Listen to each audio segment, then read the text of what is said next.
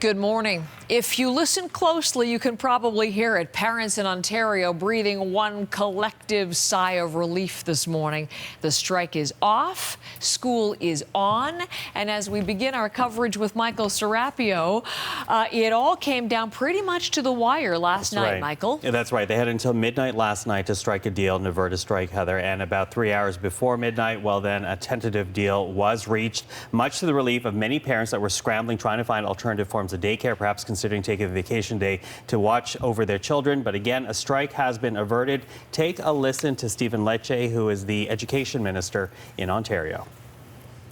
I'm pleased to confirm that agreement has been reached between the Crown, our government, CUPE, and the school board trustee associations that keep kids in class.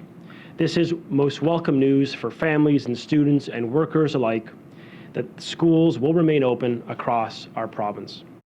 It is good news for our students who remain in class where they belong.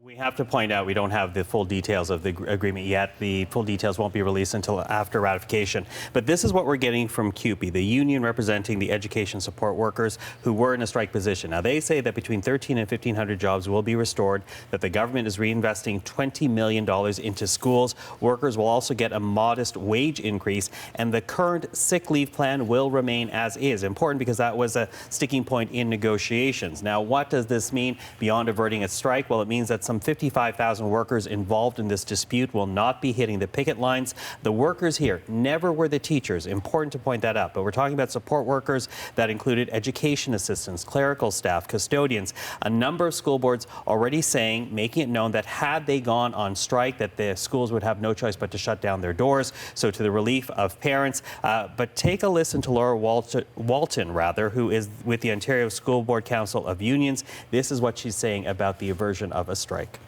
I think the pressure that we applied, the fact that we were going to be going out on strike, a full withdrawal of services, made the difference this weekend. It allowed us to be laser focused on what we needed to achieve.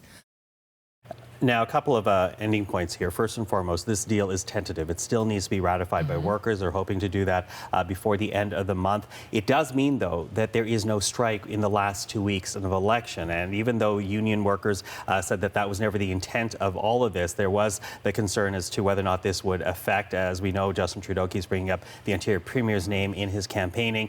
And this labor piece, we have to say, may only be temporary. And that's because while the support workers have now have their tentative agreement, the province currently still in negotiations with the teachers as Ontario, under the Ford government, tries to increase class sizes. Some teachers already receiving some redundancy notices. So it may just only be temporary, this labor piece.